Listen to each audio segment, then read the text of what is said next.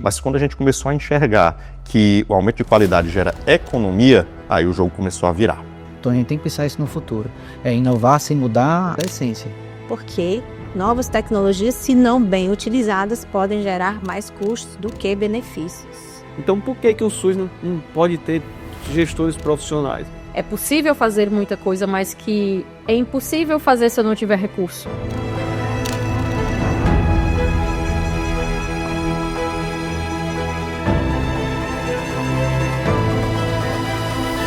Olá, sejam todos bem-vindos à terceira edição do Sinapses, a mesa de discussão do grupo Oxigenação. Hoje a gente está aqui com um time espetacular, Douglas, Célia, Leonardo, Sinara, e a gente vai discutir um tema de extrema importância para os nossos sistemas de saúde, que é a sustentabilidade. Como todo episódio, eu gostaria de iniciar nossa discussão trazendo algumas informações impactantes sobre o tema que a gente vai discutir hoje. Primeira delas, envelhecimento populacional. Entre 2000 e 2023, a proporção de idosos na população brasileira dobrou, saindo de 8,7% para 15,6%.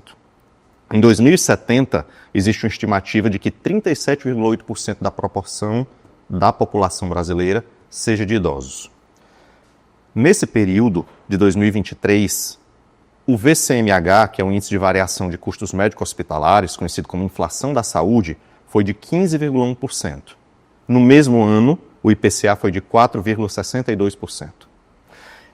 E também nós precisamos levar em conta, quando a gente fala de custos em saúde, de uma coisa chamada eventos adversos, que são qualquer acontecimento dentro de uma internação ou dentro da assistência à saúde que leve a um prejuízo à saúde do paciente e a custos elevados. E há uma estimativa de que 2,4% dos custos em saúde nos Estados Unidos sejam decorrentes de eventos adversos, o que leva a uma cifra de 55 bilhões de dólares anualmente. Tendo em vista essa introdução e essas informações, eu queria começar a nossa discussão abrindo dentro de um paradigma muito específico da saúde, que é o paradigma hospitalar. Então, uma boa parte das ações de saúde, das intervenções médicas das ações de saúde é feita dentro do ambiente hospitalar, seja ele secundário, terciário ou quaternário. Então, Douglas, eu queria que você compartilhasse um pouquinho na sua vivência hospitalar, como gestor hospitalar e como médico também assistencialista dentro do hospital, quais são os desafios da sustentabilidade de saúde dentro do ambiente hospitalar. E você trouxe você tocou em eventos adversos, né? Então, assim, quando a gente pensa em hospital, se a gente puxar uma história, como é que veio essa história? Começou, se você puxar da década de 70, 80, né? Quando é que começou? Nós precisamos de melhorar a qualidade. Veio com as seguradoras, né? Na década de 70, 80, as seguradoras começaram a... Olha, essa busca pela qualidade assistencial. Porque viram que qualidade traz o benefício do custo, né? Você tem menos custo com qualidade. Então eles começaram a medir, assim, que serviços tinham melhor qualidade, mapear esses hospitais. Aí vem ali da década de 80, começaram a querer medir, né? Aí veio o Joint Commission ali no fim de 80 para 90, né? O que é isso? Começou a vir o pessoal criar processos para levar a qualidade, né? Para evitar eventos. Aí começaram aquelas, todo mundo já ouviu falar, né? Aquele mais perigoso andar ser internado do que andar de avião, né? Então, ou seja, veio um comparativo, porque na aviação, que já tinha começado antes, né? Segurança, né? Para evitar eventos. Então, isso foi copiado, né? Levado para dentro dos hospitais. Então, assim, segurança, qualidade, né? Melhora a questão de gastos, custos, né? Além de dezenas de benefícios, até porque, como foi levantado também, as pessoas vão para se curar, né? Uhum. E não para sofrer algum dano. Existe esse senso comum, né, de que o hospital é um lugar muito seguro, mas a gente sabe que essa adoção de práticas de segurança realmente é relativamente recente quando você fala de saúde, né, de uma forma mais ampla, como você falou, década de 70, década de 80, e é muito interessante a saúde pegar emprestado de outras áreas, como por exemplo a aviação, e aí a anestesia tem muito disso daí também, dos checklists, dos protocolos. Então a gente vê como é importante para a gente ver sustentabilidade, até mesmo esse paradoxo que você falou. Né? Sempre se associa qualidade com custo mais alto. Sim. Mas quando a gente começou a enxergar que o aumento de qualidade gera economia, aí o jogo começou a virar. Isso. Hoje tem muitos cursos que são voltados assim, baseados na aviação. Tem trabalhos ou artigos que mostram isso. Sim. Sim. Hoje, infelizmente, ainda hoje, aí você falou bem, há pouco tempo, quando a gente, numa linha histórica, assim, a gente começou a discutir isso na década de 70. Foi começar a amadurecer na década de 80. Assim, a força mesmo pegou com vários processos, projetos, né? 2000, né? Nós estamos falando de... Vieram os institutos de qualidade, de qualidade, anti-commission, exato. Esse processo de certificação, acreditação, né? Porque começou a se ver que o paciente grave, ele é um paciente que leva a um custo assistencial muito maior. E que a maioria dos pacientes que ficam graves, eles começam a ter sinais e sintomas que vão levar a uma gravidade até 12 horas antes desse evento grave maior acontecer. Então, o que é mais benefício em todos os aspectos, seja humanitário, ético, né, e de custo, é prevenir esses agravos, né, com medidas de prevenção e processo, onde você vai ter uma avaliação do paciente, tentar predizer essa evolução desfavorável dele, tentar minimizar, impedir ou até evitar que ele se torne grave, levando a uma maior internação, né? Que inclusive a gente vai falar aqui sobre o quanto as internações representam nos custos da saúde. Mas eu queria, Sinara, que tu compartilhasse um pouquinho com a gente da tua experiência no público específico da pediatria, de como dentro dessa especialidade, essa busca pela qualidade, essa busca pela sustentabilidade, ela tem se apresentado, né? E quais são os desafios atuais dentro da pediatria. Eu vou até pegar um pouco da continuidade do que você trouxe e entrar um pouco na faixa da pediatria. Hoje a pediatria ela tem uma nova transição da epidemiologia, porque a gente tem evoluído como medicina, intervenção, então o que antes nós tratávamos como baixa complexidade, quadros agudos, respiratórios, diarreias, coisas muito simples e a criança entrava e saía rapidamente, isso modificou.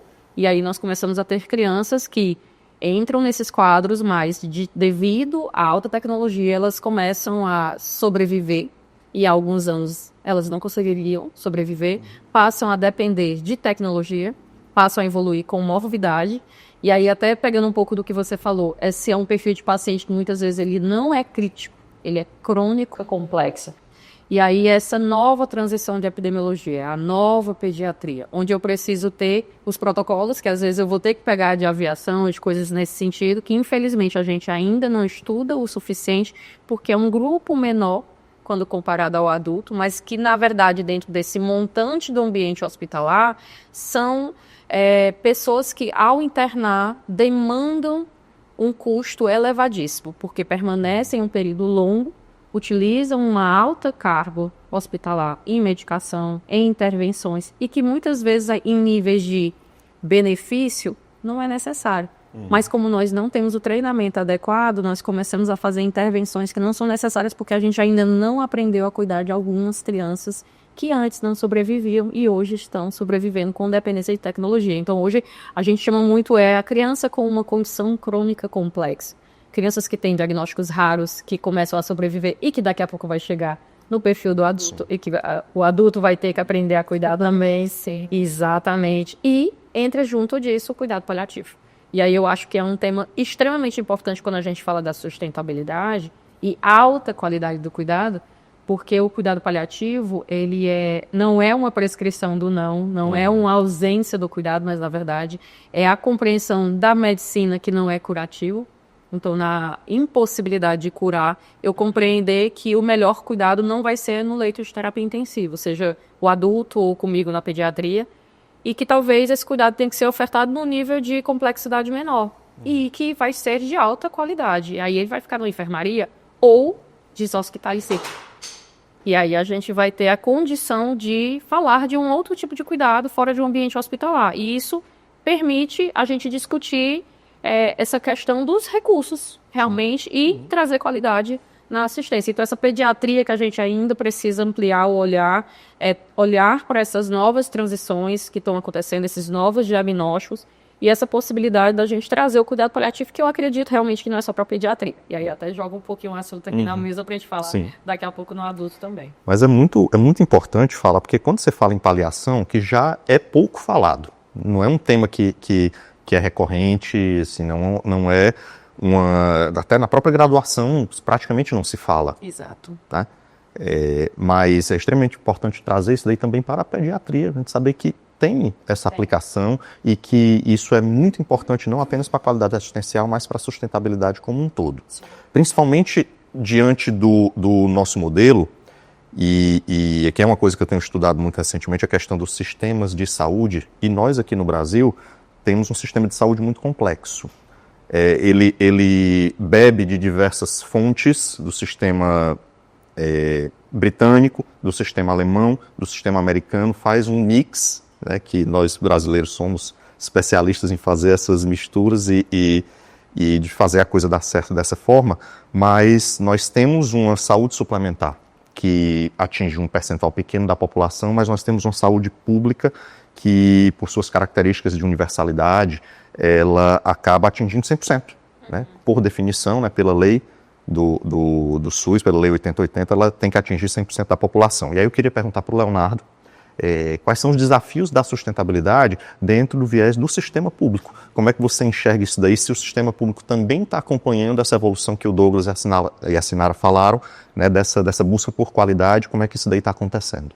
Perfeito, Cadu. Na verdade, a gente vive no setor privado um grande gargalo assim, de financiamento, né? A gente discute isso sempre em planos de saúde, em hospitais privados. Você imagina isso no SUS.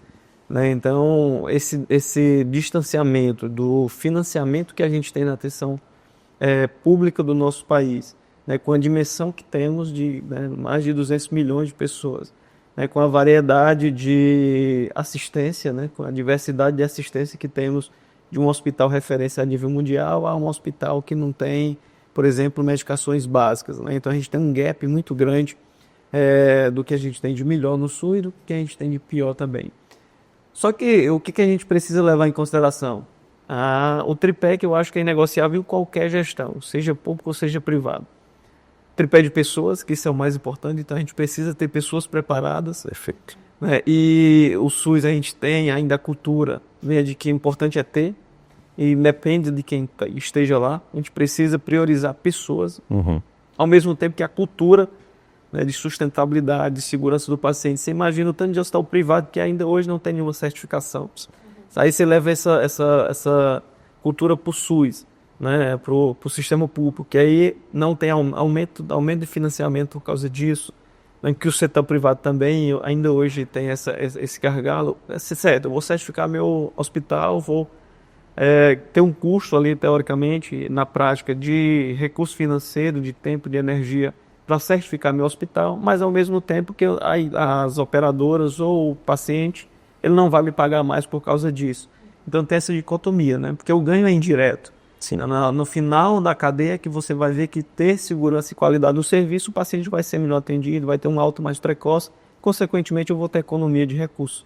Né? Então no privado está indo nesse sentido, mas no SUS a gente precisa avançar muito nisso. Então falando do tripé de pessoas, né, cultura organizacional e gestão, a gente precisa profissionalizar a gestão também. Então, por que o SUS não pode ter gestores profissionais? Esse ciclo de 2 em 2 anos de eleição, né, isso dificulta muito você fazer esse caminho de profissionalização, de ter pessoas ali capacitadas e que não dependa do ponto de vista político. Se entrar um prefeito, entrar um governador, essa pessoa acaba saindo muda por questões políticas. Né? Então, a gente precisa ter profissionalização da gestão, né, ter pessoas realmente capacitadas que pensem em recursos, que pensem em sustentabilidade do setor público, porque, diferentemente do setor privado, a gente não vai ter lucro, mas a gente vai ter mais acesso. A gente vai ser mais... Quanto mais eficiente formos, mais acesso a população vai ter. E outra coisa que difere do setor privado, que isso é uma coisa importante, é a atenção primária. Nós temos a atenção primária, quase que 100% da população hoje no Brasil tem acesso à atenção primária. Já no setor privado não tem essa cultura ainda de ter uma porta de entrada com um médico da família que conheça ali o paciente, que sabe as suas comorbidades e que dê o encaminhamento. No setor privado você vai ao contrário, você vai primeiro para o especialista para depois você ir com o clínico geral. Geralmente acontece isso. Então, eu acho que são complementares, a gente precisa olhar para a atenção suplementar como complementariedade do setor público, né, para que a gente consiga realmente entregar uma saúde de qualidade para a população que depende exclusivamente do SUS. Você pega uma cidade, por exemplo, de 100 mil habitantes. Né? Eu preciso ter uma hemodinâmica do SUS, eu preciso ter uma oncologia do SUS. Se eu tenho um hospital privado que faz esse serviço, não é melhor conveniar o SUS com esse hospital e ser sustentável para os dois?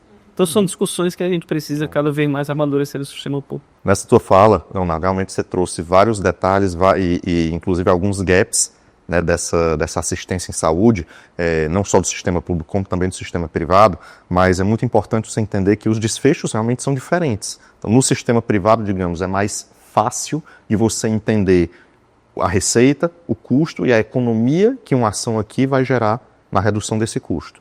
No sistema público, a gente busca outros desfechos, como você falou, de acesso, de qualidade assistencial. Então, muitas vezes você não consegue ver essa economia na ponta, mas aí a gente precisa lembrar que a gente está tratando com dinheiro de pagador de imposto.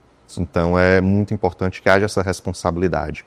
Mas aí eu queria voltar agora para o serviço privado e trazer um ponto específico na sustentabilidade que vem se tornando um desafio muito grande, que são algumas questões de alto custo, principalmente relacionadas à evolução das medicações para tratar doenças mais graves, como os medicamentos quimioterápicos oncológicos, os imunobiológicos para tratamento de doenças reumatológicas, dermatológicas. Então, Célia, eu queria que tu compartilhasse um pouquinho da tua experiência e como é que tu enxerga esse desafio específico dentro da sustentabilidade dos sistemas de saúde, público e privado.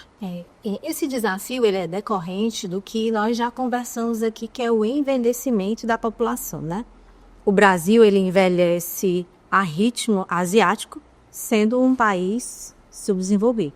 E quais são as consequências do envelhecimento da população e do aumento do tempo de vida? Não é só envelhecer, mas o aumento da expectativa do tempo de vida dessas pessoas faz com que, naturalmente, elas tenham mais doenças crônicas degenerativas, mais tecnologia vai favorecer a diagnósticos mais precoces, mais tempo de doença, e isso vai gerar um custo, né? Então, doenças que antes não eram tão diagnosticadas, como doenças raras, como você falou, né? Doenças autoimunes, tem doenças que eu aprendi na minha residência, que eu não aprendi na minha residência, que foram descritas agora há 3, 4 anos, e todos nós podemos dar exemplos disso. Isso vai gerar novos tratamentos, novas tecnologias, e o que fazer? Porque novas tecnologias, se não bem utilizadas, podem gerar mais custos do que benefícios. E aí o desafio é integrar educação médica de qualidade, protocolos bem elaborados, porque nós não podemos ter medo da tecnologia, nem da inovação e nem do surgimento de novos tratamentos. Eles vieram para nos beneficiar. O uso indevido dessas tecnologias, desses tratamentos, é que vai trazer um custo, muitas vezes, desnecessário. Então, é importante que o conhecimento seja difundido para que as pessoas saibam utilizar corretamente as novas tecnologias, e aí a gente está diante de um desafio muito grande. Eu vou falar da formação médica, porque é o que mais a gente está aqui acostumado a falar, mas o desafio na formação do profissional da área de saúde. Um profissional que não tem uma boa formação, ele não vai indicar corretamente um medicamento de alto custo, ele vai fazer uso desnecessário, ele não vai saber dar um diagnóstico correto, ele pode fazer uso de uma tecnologia que não é necessário, um exame que é desnecessário, um medicamento que é desnecessário, ele pode enviar para a UTI um paciente que não se beneficiaria desse tempo de UTI. Então, as novas tecnologias, elas são uma preocupação porque elas são incorporadas muitas vezes, diferente do SUS, né? Eu acho que existe ainda uma necessidade de amadurecimento desse processo de incorporação de novas tecnologias pela Agência Nacional de Saúde Suplementar. Nós hoje temos o Conitec, mas ainda precisa um amadurecimento em relação a essa incorporação. Mas o desafio maior é como lidar com as novas tecnologias, né? Como tratar de forma adequada, como o profissional médico vai prescrever de forma adequada, como a gente vai gerenciar os protocolos, que aqui cabe um parêntese, gente, que protocolo ele não deve ser baseado iminentemente no medicamento mais barato, tá? ele deve ser baseado em eficiência, tá? E efetividade. E aí gera toda uma questão de reflexão dos modelos de remuneração. Porque hoje a gente, infelizmente, remunera a ineficiência. Porque eu recebo pelo tempo que eu passo internado, né? Não? Se eu passo 20 dias, o hospital receber 20 dias de internação. Ele não tem um incentivo para a eficiência. Porque se dá alta precoce com o paciente, uma alta adequada, uma alta efetiva, uma alta sem evento adverso, ele vai receber menos. Isso. Se ele dá uma alta prolongada e ele tem vários eventos adversos, procedimentos desnecessários, ele vai receber mais. O profissional, o prestador de serviço. Então, encarar esses desafios perpassa por uma reflexão mais profunda do modelo de saúde, do modelo de remuneração, do modelo de educação médica. Então, não é a questão das novas tecnologias que estão chegando, porque vão chegar.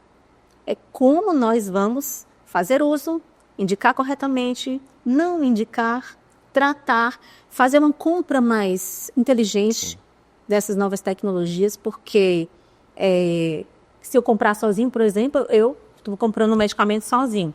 Eu compro um valor. Vou eu, a Sinara, Douglas e você, a gente vai comprar junto. A gente vai chegar para negociar com o fornecedor, ele vai fazer uma negociação diferente. Então, eu entendo que capacitar pessoas com processos adequados, fazendo uma reflexão desses modelos de remuneração com inovação, são perspectivas que a gente tem que colocar na cabeça para enfrentar o custo causado pelas novas tecnologias, né? Que novas tecnologias não vamos incorporar, vamos fazer só aqui. São muito caras e não é o momento. Não é o momento. E aí isso vai levar à judicialização, que é outro custo que vem aumentando demais, porque cada vez mais as pessoas estão mais conscientes dos seus direitos e das suas necessidades. E se aquele tratamento é devido, então eu tenho que fazer com que ele seja oferecido. E aí eu preciso avaliar o que? Questões contratuais, né? Avaliar corretamente a entrada de beneficiários, seja no SUS, seja na saúde suplementar, para que não haja lesão do SUS, ou seja, tirar vantagem. Tá? Eu vou fazer um tratamento que eu não tenho direito, ou eu vou entrar numa operadora de saúde, eu já tenho uma doença, eu já sei que eu vou precisar de um novo tratamento. Burlando o sistema. E eu vou burlar o sistema. Então, a minha opinião é que a gente não deve ter medo das novas tecnologias, a gente deve saber usá-las de forma correta, adotando mecanismos adequados. Eu queria direcionar a discussão para o modelo de remuneração, mas acho que quer complementar alguma coisa. A Céres falou, assim, dentre várias coisas que ela falou, né, que faz muito sentido e são importantes, essa questão de centralizar a compra foi algo que sempre me incomodou muito. Que a dipirona que eu uso no hospital é a mesma que eu uso na outra. O que vai diferenciar não é assim, será que eu vou tirar benefício em comprar mais barato para o outro hospital? Ou a diferenciação não vem no atendimento e na qualidade e segurança do atendimento? Então, por que a gente não centraliza a compra? Todo mundo compra mais barato e o sistema é mais eficiente. Afinal de contas, o sistema suplementar e o SUS é um só. É um grande sistema. Então, por que a gente não centraliza o que pode centralizar? E aí a gente vai ter o diferencial e não embaratear a minha compra e encarecer o do concorrente. Por que a gente não diferencia no atendimento, no desfecho clínico? De ter os melhores médicos, ter as melhores assistências, ter as melhores equipes. Então, isso é algo que sempre me incomodou muito. Por que a gente não pensa nisso todo mundo junto? Vamos fazer um grande cooperativa de compras de medicação. Cooperativa de consumo, né? Um dos ramos cooperativistas é o ramo do consumo. Então vamos ser eficientes, vamos baratear o preço de todo mundo. E a gente agrede em outras coisas. Na verdade, as cooperativas nasceram, né, lá em Rockdale exatamente para consumir, né, e criar aqueles armazéns para que os tecelões da época pudessem comprar mais barato, né? Mas eu vou entrar na discussão sobre os modelos de remuneração de financiamento, mas tua fala me lembrou, eu queria fazer um paralelo aqui com a literatura. Então a gente está falando de medicações que, além de estarem cada vez mais caras, né, com a tecnologia mais avançada, elas estão prolongando a vida com qualidade. Tá? E aí tem um livro, que é um dos melhores livros que eu já li, que é Intermitências da Morte, do Saramago, que apesar de a gente entender esse prolongamento da vida como uma vitória da medicina, isso traz outras consequências que o Saramago explorou muito bem no livro. Eu queria trazer outro livro, então, já que vocês estão falando livro, né? Que, assim, na verdade, a gente tem que se preparar para envelhecer. E eu gosto muito da doutora Ana Cláudia Quintana Arantes, né? Recomendo, mas ela tem um livro que é Para a Vida Toda Valer a Pena. Alguém conhece esse livro? Sim. Eu vou dar só um spoiler, tá, gente? Para vocês lerem o livro, tá? Mas ela compara a velhice como um deserto do Saara. É uma passagem que todo mundo sabe e quer, né? Sim. Comprar para ter. Mas o deserto é o mesmo para todos nós. Ele é quente, ele é árido, insípido. Como é que a gente vai chegar lá? Tem pessoas que vão chegar totalmente despreparadas, de short e de camiseta, sem nenhuma garrafa de água. E tem pessoas que vão com protetor solar, com a sua barraquinha, com um cooler, com água, com alimentação. Elas se prepararam durante esse período. Tiveram trabalho para se preparar. Eu trabalho muito com isso, né? Com o envelhecimento por conta da minha especialidade, reumatologia.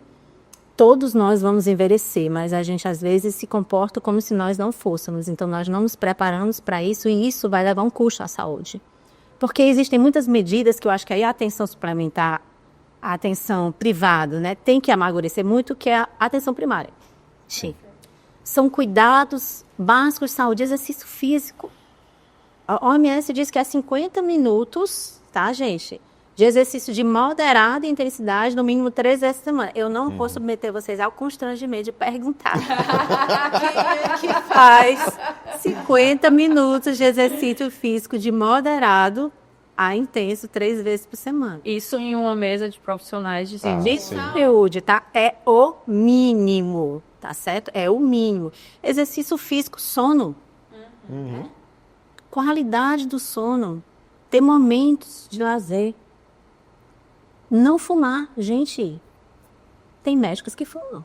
Falando alguma coisa absurda aqui, gente. Não. Então, assim, tem muitas coisas que nós podemos fazer enquanto saúde suplementar e saúde pública para melhorar o custo e a qualidade de vida das pessoas com envelhecimento e diminuir, por exemplo, internações. Internações mais terapias somam 73% do peso do VCMH. Falei certo?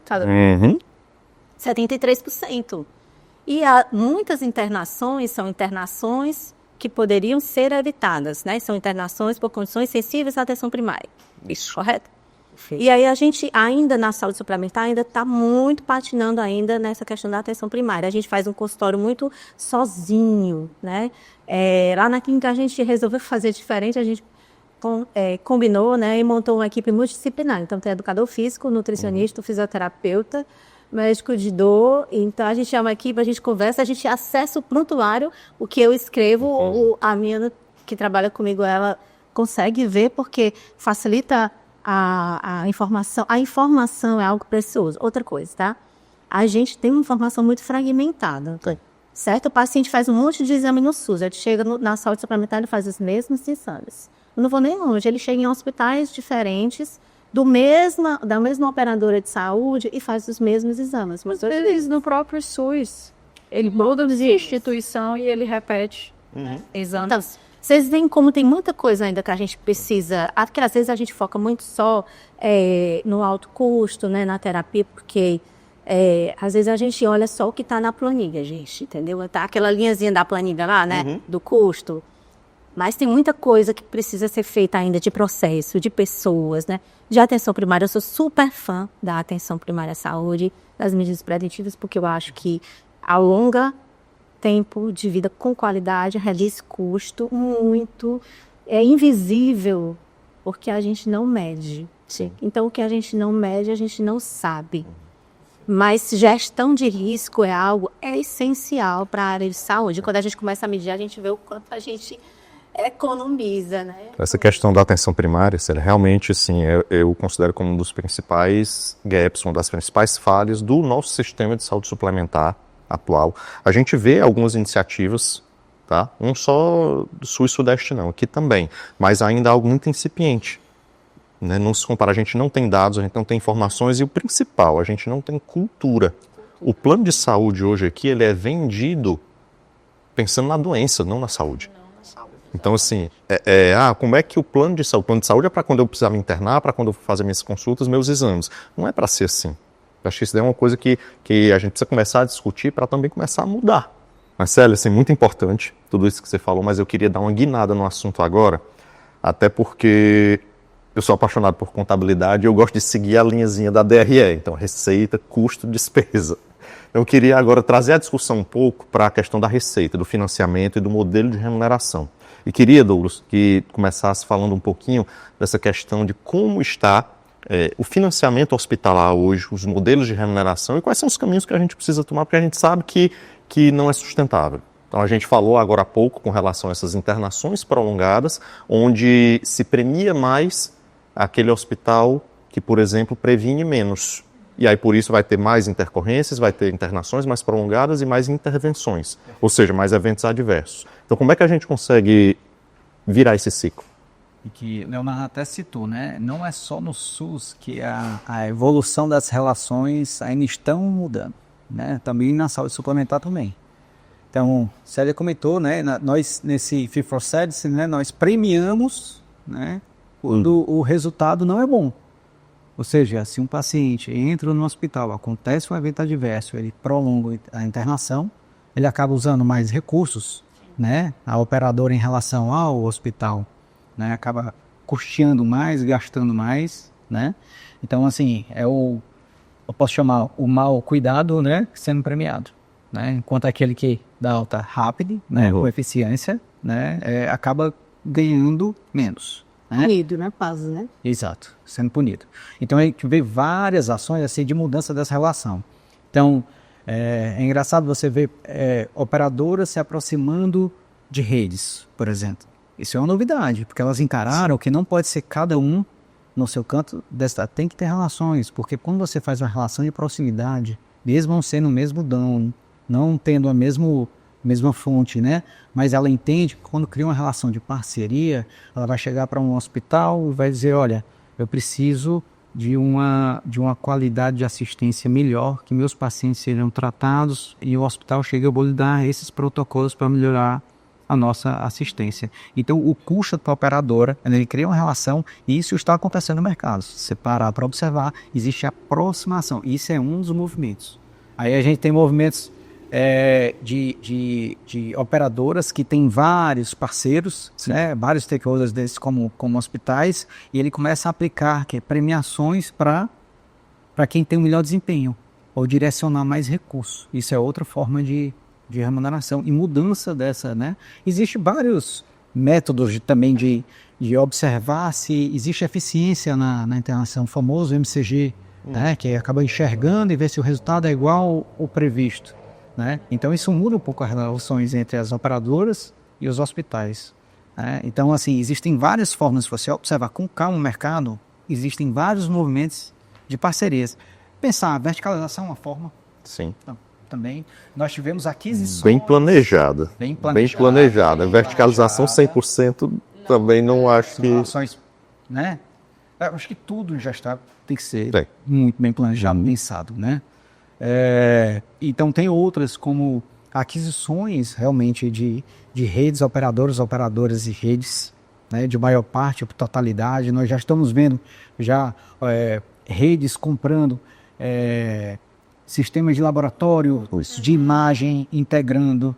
Então isso muda a relação de financiamento. Então o mercado já está mudando, as relações estão mudando, mas elas estão mudando mais rapidamente agora. Porque parece que demorou muito tempo para estar aquela acelerada para enxergar que as relações podiam mudar, porque senão não é sustentável. Isso. Então existem várias mudanças agora no mercado, assim, amplas aos nossos olhos, que muitas vezes passa despercebido, mas que é exatamente buscando essa mudança de financiamento. Isso tem Desculpe, eu só vejo com um problema às vezes, com o pé atrás, né, nesses modelos de remuneração, porque a gente parte do dinheiro. Acho que a gente tem que colocar o paciente no centro e sem utopias, tá? E sem querer ser politicamente correto. Eu acho que a gente precisa olhar para o paciente, as necessidades dele, e a partir daí as negociações serem feitas. A gente olha para o DRE. Sim. E aí toda a negociação parte a partir daí. E aí a gente faz o ciclo inverso. Então, a partir do momento que a gente olha para o que o paciente precisa, vou dar um modelo que eu vivi na prática e vi que dentro das suas ressalvas tem um resultado, que é o capitation, por exemplo. Você tem ali um paciente, um custo fixo, mas e aí você tem que ter cuidado, né? E o hospital tem que ter cuidado para não ofertar menos do que aquele paciente precisa, tem que ofertar o que ele precisa. Isso. Né? Mas tendo vamos dizer assim, um custo, né, menor, porque você já tem aquela receita garantida, então você pode garantir para o seu fornecedor que você vai pagar em dia, você vai pagar, né? E você vai ter um lucro menor, mas você vai ter aquele dinheiro ali certo. Sim. Né? E aí você garantindo realmente uma assistência de qualidade, um hospital acreditado, com frutos, com processo de trabalho bem definido, eu acho que todo mundo ganha. Então, assim, as pessoas às vezes perguntam, Léo, qual é o modelo ideal? Eu acho que nenhum, depende. Não vai ter um modelo que vai ser 100% perfeito e um 100% recriminado. Estamos em construção. Construção, justamente. Acho que esse é o caminho. É ver qual o modelo ali, qual o momento que o hospital e a rede está passando de maturidade, né? E às vezes você também pegar um hospital imaturo e colocar um capitation, você não vai ter rendimento nenhum. Vai ser ir para o hospital, para o paciente, com a operadora. Sim. Então eu acho que tem que ver o momento em cada um da rede hospitalar, né? Ver, fazer isso em conjunto, né? Negociar, discutir com as operadoras, para que realmente, botando o paciente no centro, a gente consiga discutir e ser mais eficiente. Me questionando muito, porque quando você pega, no meu caso, né, pegando o perfil de pediatria, a gente tem modalidades de apresentação de medicamentos, a gente usa apresentações que não estão disponíveis de amplo acesso, né? Muitas vezes eu tenho necessidade de acesso a fluxômetros, porque às vezes eu vou ter desperdício de medicação, se eu entender por que eu vou usar de acordo com o peso, eu vou usar de acordo com a apresentação, que às vezes eu vou ter um custo elevado, porque são 2 crianças que estão internadas naquele momento, então como é que aquela minha instituição está tendo acesso? E aí trouxe essa proposta que você falou, né, como uma cooperativa, olhando diferente. Então, assim, quão importante não é você entender, às vezes, a especificidade do paciente que você está cuidando ali e como individualizar o planejamento daquele cuidado. E mais uma vez eu sei que a gente pode ficar meio romantizando as coisas, mas isso que você traz, né, Célia, da prevenção, porque a gente hoje está muito focado na intervenção e no tratamento e não na promoção de saúde. Então, eu acho que a pediatria, ela traz um pouco de aprendizado no sentido que assim que a criança nasce, a gente é obrigatório, é uma cultura de que a gente acompanha essa criança. E tem tido um movimento disso se perder. Seja na atenção primária, porque a atenção primária, infelizmente, por alta demanda, ela tem sido muito mais também de intervenção, então a gente tem perdido muitos dos programas de puericultura, de acompanhamento do pré-natal. Falta de estímulo financeiro. Exato, também por falta de planejamento. Você não pode querer que um profissional que seja obrigado a atender 20 pessoas em um período de 4 horas, que ele consiga fazer previsão. Fazer as agendas que a gente tinha planejamento de atenção primária. Novamente é números. Então, toda vida que a gente vai, Cadu, apaixonado por DRE, mas a gente tem que entender, a DRE é super importante. Sem receita, sem controlar a despesa e criar novos mecanismos de receita, nenhum negócio vai para frente. Correto? Só que não se pode colocar o número como o principal. Ele é uma consequência de um trabalho bem feito em processos, em pessoas, colocando o paciente no centro. Porque é muito interligado, né? Receita com despesa. Eu acredito que não existe nenhum modelo de remuneração perfeito. Você vai pegar o que é bom naquele momento, o que o hospital tem maturidade que imagina. Você implantar um modelo de remuneração por performance. Aí você não tem indicador no hospital.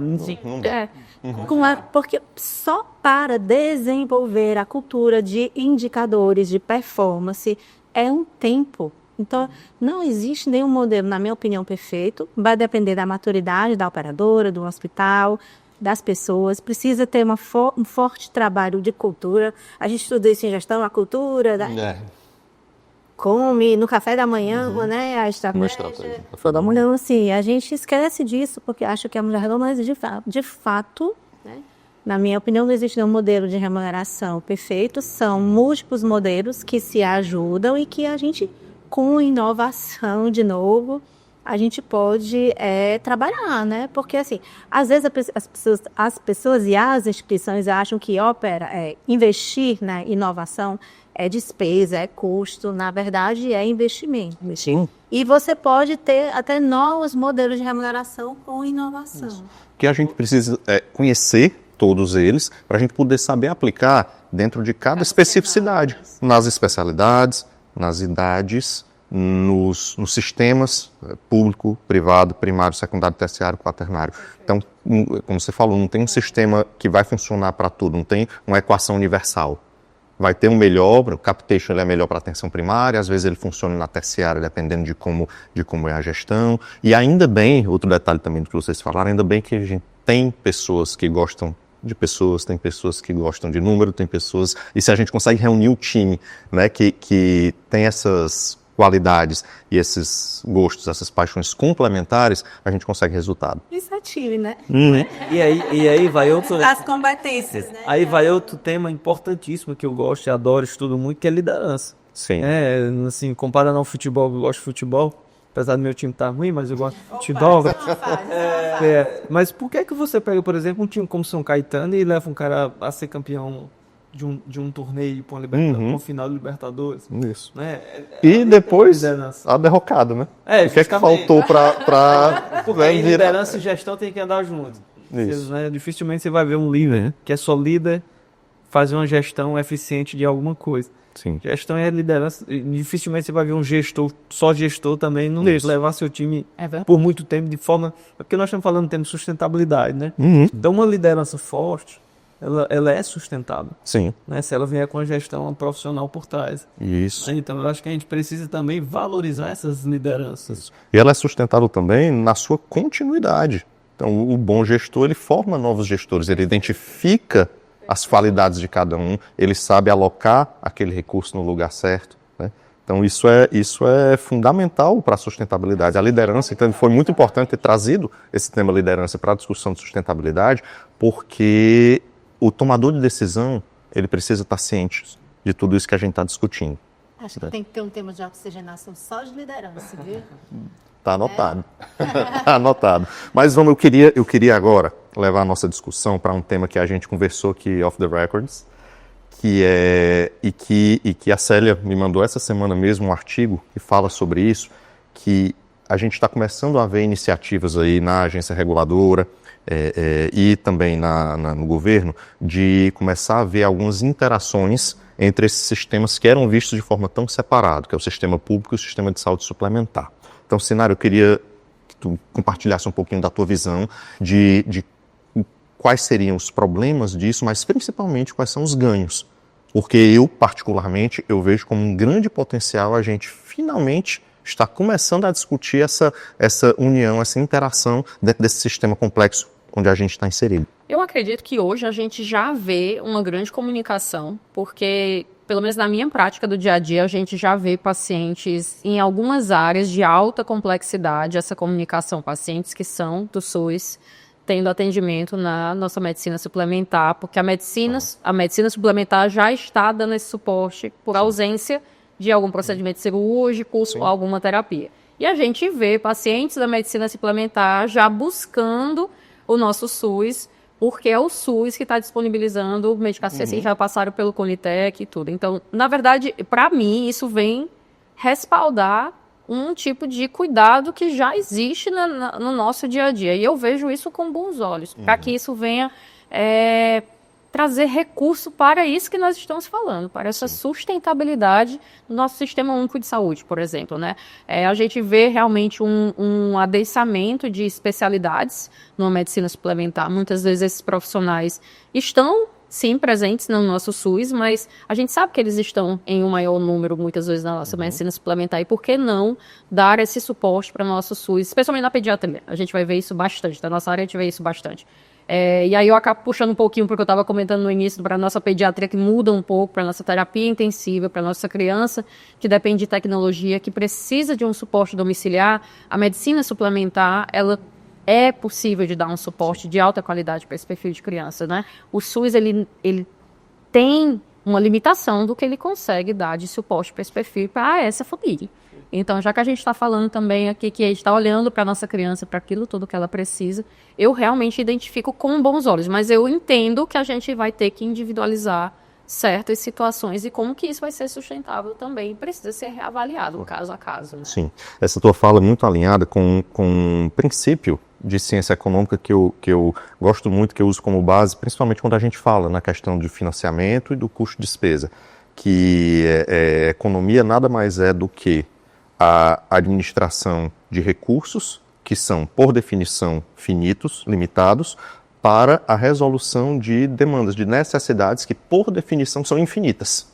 Então, essa matemática aí é muito... Isso é a definição da ciência econômica. Então, é como a gente precisa... Assim, não tão didático, mas... Então, a economia como ciência social, né, tem todo esse vínculo aí com a saúde. E, realmente, a saúde ela precisa trazer... E aí, quando eu falo a saúde, eu falo, né, dos tomadores de decisão políticos e gestores dentro dos sistemas de saúde público e privado, precisam ter consciência disso daí, sabendo que, partindo desse básico, eles vão ter que administrar esses recursos para poder vencer essas necessidades. E aí Léo, queria tua opinião no sentido de que a gente sabe que quando a gente compara sistema suplementar e o sistema privado como um todo, né, não só suplementar, sistema privado como um todo com o sistema público, a gente tem excesso de oferta ou de demanda em um e uma falta de oferta ou de demanda no outro. Como é que tu enxerga essa complementaridade? Quais são os frutos que a gente pode tirar disso daí? Eu acho que sim. O início dessa parceria já é um sucesso, né? Porque é o que a gente discutiu aqui no início, dessa complementariedade. E quando você junta uma demanda que tem infinita, uma oferta que tem ociosa, então você fecha e tem tudo para dar certo. Lamento, agora, estou à fome com vontade de comer. Perfeito. Mas aí, para isso, né, foi bem falado durante a gente precisa acompanhar isso, precisa ter indicadores, precisa ver se realmente está sendo efetivo. Qual o valor de uma consulta dessa? Qual o valor desse profissional atendendo um paciente do SUS? A contrapartida que o SUS faz, se vai ser município, se vai ser federal, se vai ser estadual, não. Essa divisão de recursos, apesar de estar no município, né, executando essas ações do município, às vezes tem que ser um recurso federal que custeia, né, porque o município já está em sobrecarrega com um subfinanciamento que a saúde enfrenta. E aí eu acho que vem realmente casar, né, essas duas, a demanda com a oferta e o paciente ser beneficiado. Mais uma vez, esse programa surgiu por quê? Aí a gente vai colocar o paciente no centro, porque realmente o paciente não estava tendo acesso. Né, e aí o paciente chega na atenção primária, tem a consulta, é encaminhado para o especialista e aí para... Né, ou o município contrata um médico, e aí o contratar um médico é só um passo. Quando você contrata um cardiologista, ele gera eco, ele gera electro, ele gera mapa, Holter, então ele gera todos os exames ali inerentes à especialidade e ainda mais encaminhando para outras especialidades que precisam ser, como endócrino, reumato. Então essa parceria precisa estar cada vez mais próxima. Eu acho que a gente já está vendo resultados com isso, né? Os profissionais já estão indo, principalmente para os interiores, né, atender no SUS, né, e aí os pacientes já estão tendo acesso ao especialista. Assim como o Mais Médico lá atrás, né, é um programa federal hoje, e aí eu abro um parênteses aqui em relação à atenção primária. A atenção primária foi perdendo a sua essência. Né, hoje eu faço uma pesquisa simples, uma cidade de 100 mil habitantes, são 96% usa SUS, eu chego e pergunto, quem é seu médico? Nós estamos falando de médico da família. Quem é seu enfermeiro? Ninguém sabe. Às vezes, o agente de saúde é a única pessoa que eles ainda... Então, vale a pena não ter carreira, vale a pena ter uma carreira médica? Por que o juiz começa no interior e depois vem para a capital? Então, assim, será que vale a pena discutir isso também na carreira médica pública, estatal? É outro tema também importante a gente discutir isso. Por que o médico tem que ficar lá quanto tempo? Vai se aposentar lá? Então, assim... Um médico da atenção primária é um médico que tem que ser um cara geralmente experiente. Isso. Que tem vivência, que conhece as patologias. E às vezes é o contrário. Você pega o recém-formado e coloca na atenção primária. Né? Então a gente precisa estar rediscutindo isso. Não é um modelo estático. Então eu acho que essa parceria é uma parceria que tem tudo para dar certo, mas nunca esquecendo também de fortalecer a atenção primária, a essência dela. Eu queria até pontuar isso, né? Porque uma possibilidade dessas, e em outros momentos aqui a discussão foi a importância de envolver o acadêmico, o médico que está entrando nas sociedades, nas cooperativas, de estudar, de se atualizar.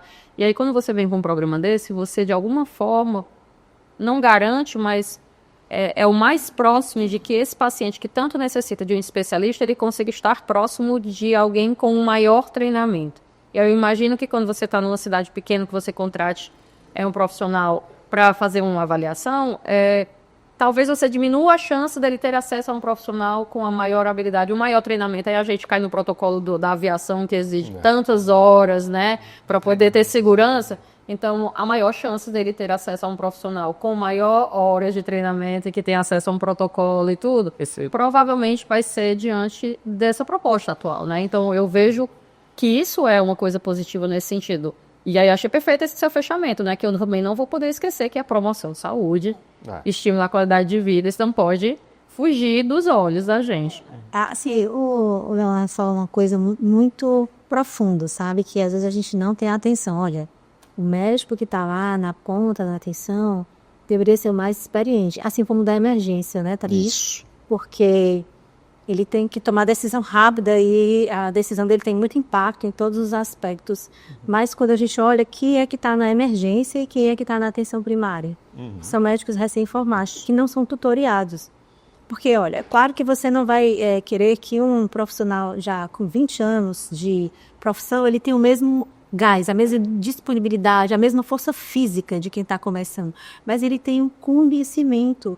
Então essa é uma reflexão muito grande que a gente precisa fazer no modelo, inclusive, né, de trabalho, porque você pode aproveitar, mesmo que eu acho que a palavra não é correta, aproveitar, você pode usar o que é de melhor daquele profissional que tem 20, 30 anos, que não é a força física, mas é o conhecimento, ele pode tutoriar. Você pode ter na atenção primária profissionais tutoriados por especialistas, não necessariamente, hoje com a tecnologia, eu sou apaixonada por inovação, gente, então vou falar muito, tá? Hoje com tecnologia você pode não ter um especialista presencial em todos os momentos, entende? Então você pode fazer discussão de caso, que a gente não aprendeu isso na faculdade. Quando a gente era estudante, que a gente precisa tomar uma decisão, o que a gente fazia? Falou caso, né? Passava. Passava o caso pro residente. Vou falar aqui que a gente vai fazer conta e eu não gosto de fazer conta. Quando a gente está entrando na residência, a gente faz logo amizade com o R2, R3, né? Leva cafezinho. Né? E com o professor também, porque depois vai ser... Então, assim, acho que tem tantas oportunidades de melhorar, mas precisa planejamento, pessoas, né? Isso vai dar números, resultados, certo? E eu tenho que acompanhar esses números para poder utilizar. A gente entra no ciclo. Mas, Douglas, eu queria te perguntar, já encaminhando, né, pro fim da nossa discussão, infelizmente, mas eu queria que tu compartilhasse comigo tua visão de futuro. Tá? Quais são os caminhos, para onde a gente precisa ir, baseado em tudo isso que a gente discutiu, para que a gente consiga ser mais sustentável em saúde, pode ser especificamente na saúde hospitalar ou de forma geral, fica à vontade, porque, na verdade, as necessidades de saúde elas nunca vão diminuir, pelo contrário, pelo que a gente já discutiu aqui, na verdade elas vão aumentar. Então a gente precisa crescer o bolo no sentido econômico, no sentido financeiro. Como é que a gente vai fazer isso? Sendo mais sustentável, reduzindo custo de despesa. Então eu queria que tu falasse desses rumos futuros, como é que tu enxerga esse futuro? Eu acho que a primeira pergunta é o que me causa medo, né? Eu tenho um pouco de medo do futuro, né? Porque é desafiador. Quando a gente olha ao horizonte, eu tenho dúvidas do que eu consigo enxergar, né? Então, assim, a sociedade está mudando muito rápido, as relações estão mudando muito rápido, as formações estão mudando muito rápido, né? A tecnologia está mudando muito rápido, mas às vezes eu não tenho certeza se a gente está conseguindo caminhar com a melhora e a sustentabilidade, tá? Se olhar essas mudanças das relações, do uso da tecnologia, elas parecem ser mais lentas do que o que está mudando ao nosso redor, né? Se forem usadas de forma eficiente, trazendo qualidade, trazendo melhoria, trazendo mudança de relação, para todos seguirem em frente, eu acho que nós temos talvez um horizonte positivo, né? Então, a gente tem que entender que, assim, dentro do hospital, a gente tem que ter, aí você falou, a gente tem que ter sempre o paciente ao centro. Então, a gente tem que ter qualidade técnica. A gente fala, às vezes, assim, qualidade técnica como se fosse uma coisa... Devia ser uma prerrogativa, né? E nós usamos como, como os prêmios, sine qua non. Então, assim, hoje nós estamos discutindo isso, né? Então, assim, a gente tem que ter uma qualidade técnica, a gente tem que ter a experiência do paciente, que é aí, como você falou, né? A gente pode fazer o melhor o tratamento possível, mas se ele não for acolhido, se ele não for bem tratado, tal, isso não é cuidar, né? Tem que entender isso, né? E vem também a gente tem que pensar no recurso. O recurso é finito, né? Aí a gente volta para a sustentabilidade. Então as relações têm que mudar. Eu acho que vai ponto fundamental. Você gosta de inovação? A inovação, eu acho que a tecnologia é a chave. Sim. Tá? É porque nós tecemos várias, assim, aí a gente pode ir do micro para o macro. Então, aquela relação entre as empresas, então a gente já pode ir para o micro, e assim, como tu falou, a gente vai premiar a eficiência, mas a gente tem que saber ler a eficiência. O que é que me dá a chave para isso? Né? Muito provavelmente tecnologia. Tá? E tecnologia não é... Não existe modelo de remuneração Perfeito. inovador sem uma estrutura de informação, de dados, sem um sistema robusto que vá poder alimentar a gente para tomar A decisão. gente conseguir enxergar. Não está navegando sem bússola. Né? Então, eu acho que a chave assim, para o futuro da sustentabilidade está na tecnologia, sem perder a alma do negócio, assim, que é o cuidar. Né? Que eu me preocupo muito com isso, né? Porque as relações, que nós falamos aqui, né? O paciente não conhece mais seu médico. Né? E quem mais? Às vezes é uma construção. Isso. Né? E tem também as relações entre as relações médicas com as instituições. Instituições eu estou falando no hospital, eu estou falando até assim, operadoras, sociedade, né? Na posição do médico. São os valores, né? Os valores, né? Que assim, a gente tem que construir, lógico que a sociedade muda, evolui, as relações elas mudam e tendem a evoluir, mas tem princípios que eles têm que ser mantidos. Então a gente tem que pensar isso no futuro. Inovar sem mudar, às vezes, a essência. Né? A gente tem que mudar a essência de cuidar. Então, a gente fala muito, assim, na medicina intensiva, né, a gente fala muito sobre o futuro. Porque um plantonista, eu vou abrir um parênteses, que é o pacto da mediocridade que nós, aqui na roda, discutimos, né? Que a gente tem que quebrar. Sim. Né? Então, assim, todo profissional, ele precisa ter uma estrutura, ele precisa ter uma remuneração, ele precisa ter evolução. Sem isso, não sustenta. Se você tiver 2, ele não vai sustentar. Então, isso aí está relacionado com o futuro, está relacionado com... Então, eu vou dar um exemplo da UTI. Então, assim, você tem aquele plantonista jovem, que aí vai aprender, né? Que já veio formar, terminou a intensiva, e começa a trabalhar na UTI, está lá no plantão, ele vai evoluindo com o tempo, quando ele está maduro, quando ele está perfeito no percurso profissional, porque eu não dou evolução. Isso. Eu não faço uma evolução pouca no SUS, na saúde suplementar. Evolução de carreira, né? Evolução de carreira. Pirâmide de Maslow, né? Transformando o cara num sênior, né? A gente não... Não. Esse, né? O cara vira velho, ele não vira sênior, né? Isso. E não é valorizado no que ele tem de melhor naquela etapa da vida dele, que é o conhecimento. Exato. Mas isso é uma questão até cultural mesmo, né? Do nosso país, que a gente fica preocupado, né? Sim. Com a questão dos valores, né? Assim, porque você olha para o lado e você às vezes tem medo, né? Porque coisas que você achava que eram importantes, hoje não se diz que é importante. Eu acho que valores são de pessoas e de instituições, porque instituições são feitas por pessoas. Então, como o recurso é finito, o investimento é finito, um valor tem que estar ali. Tem que estar o tempo todo. Ele tem que estar o tempo todo, porque não é tudo a qualquer custo, a qualquer preço, a qualquer valor. Eu topo tudo desde que me dê lucro. Porque isso não é sustentável. Isso não é sustentabilidade. Até porque quando vai fechar o orçamento, às vezes é 6 meses, 1 ano. Year to date, né? Sim.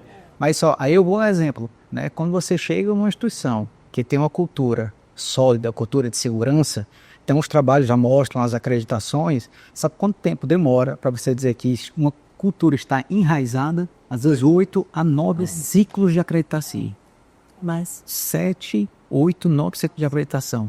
Nós estamos falando de vários anos. E isso, apesar de eu ser apaixonado pela DRE, mas isso daí não aparece na DRE.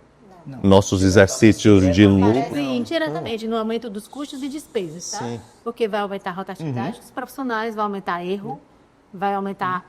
Mas é indireto, né? Eu acho que é isso que você quer dizer. O que eu estou querendo dizer é que é uma coisa que você não consegue enxergar quando você olha para o número cru. Por isso, Cadu, porque você vai fazer a conta lá. É muito em médico gestor. Uhum. Que tem eu anotei aqui, ó. Tem a sensibilidade, né, tem a humanidade do cuidado, da formação e é profissional em gestão. Isso. Quando você junta os dois, casa os dois, porque quando você é um administrador, você vai ver números isso. Me dá lucro, não dá, é o menor custo ou o maior custo. Tomar decisão não pode ser. E aí você não coloca mais uma vez o paciente no centro. Eu acho a importância do médico ter a formação em gestão, né? Que é algo que desde o início a gente não tem, né? Desde a faculdade. O cara era bom médico, virou gestor. Né? Aí você perde. Aí você perde o profissional. Bom médico e dá um péssimo gestor. E na verdade, de fato, se eu estou à beira-leito e estou fazendo pedidos de exames que não têm benefício para o meu paciente, o choosing wisely, né? Pedindo exames que não têm benefício para o meu paciente, eu estou fazendo uma boa prática técnica, mas também estou compreendendo o quanto eu estou onerando o meu serviço ali em termos de gestão. E não é todo mundo que faz esse raciocínio, porque nós não somos formados em um ambiente que faz nós pensarmos nisso. Sejam em ambientes de formação público ou porque temos residência em medicina suplementar. Então, infelizmente, não é algo que a gente discute sempre. Às vezes o paciente vai de alta, os exames estão chegando ainda. E aí você fica, mas por que você pediu isso aqui, né? E aí eu volto para o início da nossa conversa. Você pega, por exemplo, uma cidade de médio porte com 300 milhões de orçamento para a saúde durante um ano. Você vai colocar na mão de quem não entende de finanças? Então, assim, quem não entende de gestão, Tem que ter o equilíbrio. Então, a gente precisa repensar isso. Isso. Mel, deixa eu aproveitar que você está falando e pedir tuas considerações finais em forma de mensagem. O que é que você queria deixar de importante dentro dessa discussão aqui que a gente fez para quem vai nos assistir? Perfeito. O tripé, eu não abro mão. Pessoas, cultura e gestão, eu acho que a gente vai ter que sempre olhar para isso. A gente precisa ter as melhores pessoas. A gente precisa ter uma cultura organizacional forte, onde pensa em sustentabilidade, onde todo mundo pensa em custo. A gente precisa pensar custo. Sim. Então, desde o ESG, se está usando menos sabão, se está sendo efetiva aquela dose, se o sabão é aquela mesmo, se a gente pode usar um sabão menor, ao gestor maior de que vai tomar decisões importantes. Então, todo mundo tem que pensar no custo da instituição. Muitas vezes o grande desperdício está no pequeno gasto. Perfeito. E aí, a gente não aceita mediocridade. Saúde e de alta performance não aceita mediocridade. A gente precisa ter as melhores pessoas. Tem uma cultura realmente forte, né? A gente precisa fortalecer cada vez mais a cultura. A cultura não é aqueles valores que tem na parede, é no dia a dia e leva tempo. E aí esses ciclos curtos prejudicam, porque aí toda a vida tem mudança de estrutura, tem mudança de pessoas e, consequentemente, você não consegue estabelecer uma cultura de longo prazo. E gestão profissional. A gente precisa cada vez mais profissionalizar nossos gestores, né, para que o sistema seja sustentável. Não deixando a humanidade e o cuidado de lado. A gente tem que levar isso como norte. A nossa formação está embutida esses valores, mas a gente precisa ter uma formação muito sólida de gestão, de ST, e às vezes nem só MBA, né? A experiência ao longo do tempo. Ele credencia a assumir cargos cada vez maiores e com mais tomar as decisões mais importantes que acabam influenciando mais gente. Então eu acho que, independente do setor público ou privado, esse tripé, se eu assumisse uma padaria hoje, ele seria norteador. Se eu assumisse um bar, e se eu assumisse um hospital, uma rede, Um time de futebol. um time de futebol também seria norte, né? Porque é isso que muda a realidade que a gente vivencia hoje. Realmente. Célia? Fica difícil, né? Fica Agora, Quero fechar igual os meus colegas. não vai fazer assim. Tá me deixando Eu acho que assim, inovação sem essência, sem valores, deixa de ser investimento para ser risco. Então, pessoas sempre. Sem pessoas a gente não constrói nada, nem processos, porque dependendo de pessoas, nem consegue atingir metas e nem sustentabilidade. Mas cuidar de pessoas é desafiador. Precisa ter formação, precisa gostar de pessoas e precisa saber conviver com as pessoas. A liderança é fundamental. A gente muitas vezes tem aptidões natas da liderança, mas é preciso treinar essa liderança, estudar, aprender, fomentar esse sentimento de liderança, a liderança servidora, a liderança transparente, a liderança autêntica, a liderança realmente que suporta com o que está fazendo. Sem liderança e sem direcionamento, é como um barco que vai para qualquer canto, que não tem direção, então qualquer lugar tá bom. É como a Alice no País das Maravilhas, vai para onde? Não sei, quanto, então o coelho diz, então tá bom, você não sabe para onde ele vai. A liderança é fundamental. Bons líderes, reconhecer a liderança, um bom líder, ele sabe formar outros líderes, então A liderança servidora, a liderança compartilhada, a liderança transparente, uma liderança que o setor privado, por exemplo, se comunica com as sociedades, né, que é fundamental. O setor público se comunica com a sociedade, com os conselhos. E, por fim, né, o cuidado centrado no paciente, eu acho que resume tudo. Tem uma frase muito legal, né? Dizem que é de Kant, eu não sei, mas é assim, o que é bom só para mim não é bom. Quando é bom, tem que ser bom para a maioria das que existe. Porque o bom só para mim tem alguma coisa errada, deve ser ruim, né? Então é isso. Douglas? Está ficando difícil. Tá. Difícil. Então, assim, aí você, né, a gente tem que pensar sempre em gestão na amplitude da palavra. Porque ele pensa em gestão, pensa muito em Administração. Só quando você pensa em gestão que a gente começa a enxergar as coisas de outra forma, né? Quando a gente começa a enxergar esse cuidado dentro do hospital, aí assim, gestão, liderança, dentro de gestão. Eu acho belíssimo, assim, formar outras pessoas, ajudar a construir, né? Evoluir carreiras, né? Assim, você enxergar, você conseguir levar... Não sei vocês, mas assim, quando eu vejo alguém que eu percebo que aquela pessoa tem alguma coisa para liderança, que eu penso, isso me dá uma satisfação assim interna. Poxa, mais alguém que eu acho que a gente pode confiar. Que era acadêmico, residente, quando você meio que pá. Aí Faz a virada.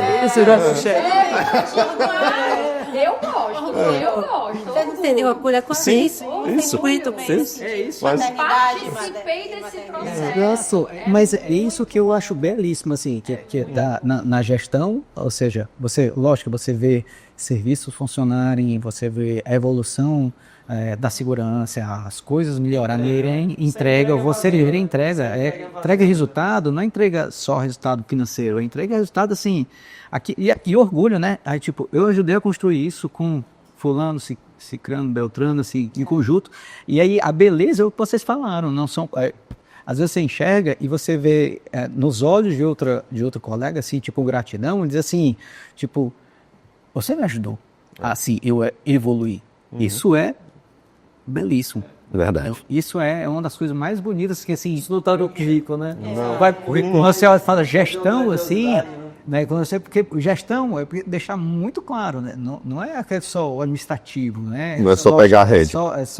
Mas assim, construir, elevar, né? Evoluir, trazer. É belíssimo, é uma das coisas mais bonitas que eu acho que é o que me mantém ainda muito próximo da gestão. Entendeu? Agora, sustentabilidade, só um corte aqui para você interromper um pouquinho você. A gente fala de sustentabilidade. E gestão não é favor. Então, assim, gestão tem que ser bem remunerada. Valorizado. Porque senão não é sustentável. As pessoas acabam saindo da gestão e indo para... Desestimou. Desestimou. Mas é aí que a gente chega lá e fica...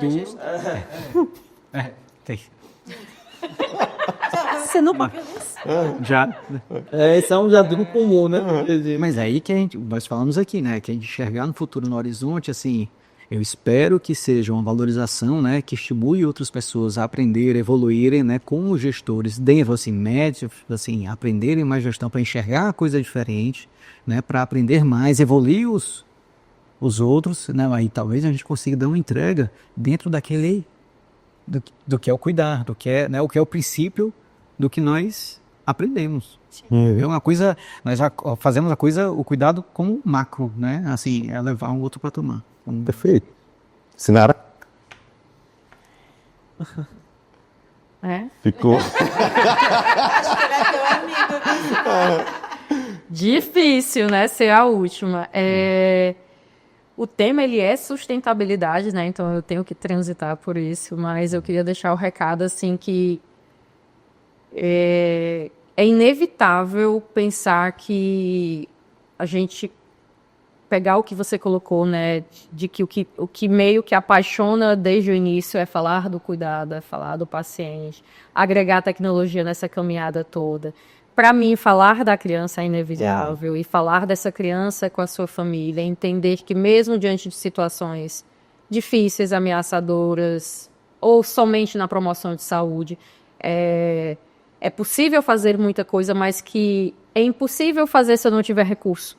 Se eu não tiver reconhecimento, eu posso ser apaixonada, a minha equipe ser apaixonada, mas a gente cai nessa caminhada, as pessoas se desmotivam, a gente perde pessoas incríveis nessa caminhada, e mesmo sendo uma gestora apaixonada, você tem momentos difíceis. Então, para que essa caminhada seja muito interessante, seja animadora, porque nós somos pessoas, né? Nós temos necessidade também de ter retorno nessa caminhada, não só financeiro, mas de estímulo pessoal.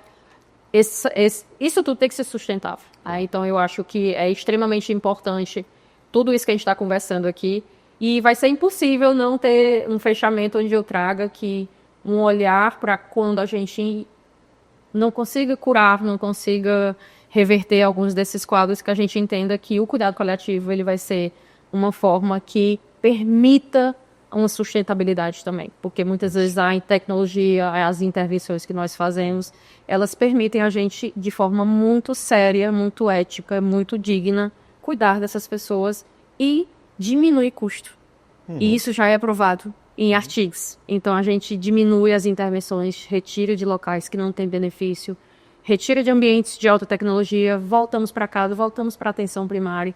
Então, é possível, sim, a gente olhar para isso também. Então, era impossível não falar sobre isso. Era assim, um negócio que eu tinha que levantar minha bandeirinha, e isso é na criança, e isso é no idoso, em todas as faixas de idade. Então, e a gente estava falando de envelhecimento, né? Então, nós temos que falar sobre isso também. E eu espero que com saúde.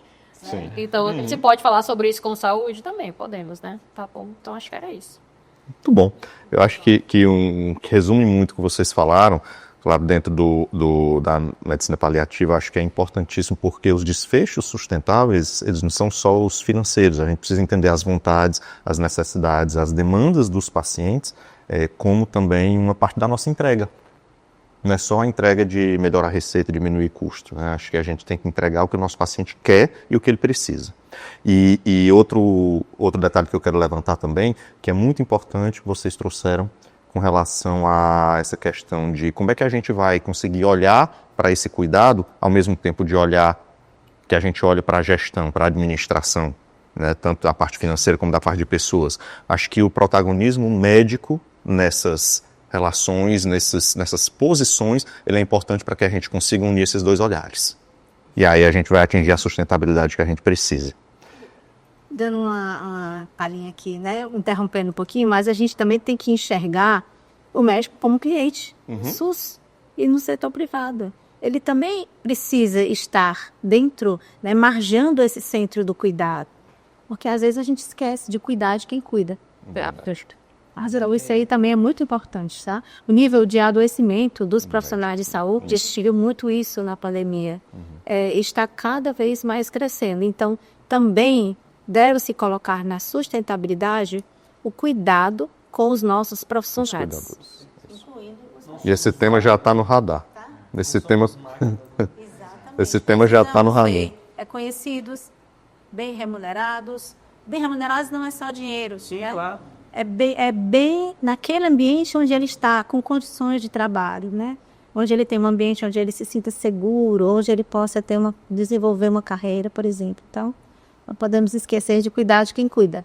Só que a senhora falou, né? Nessa caminhada que é longa, difícil, né? Tem que ser oxigenada. Isso. Gente, queria agradecer vocês terem topado participar e que aceitado o convite.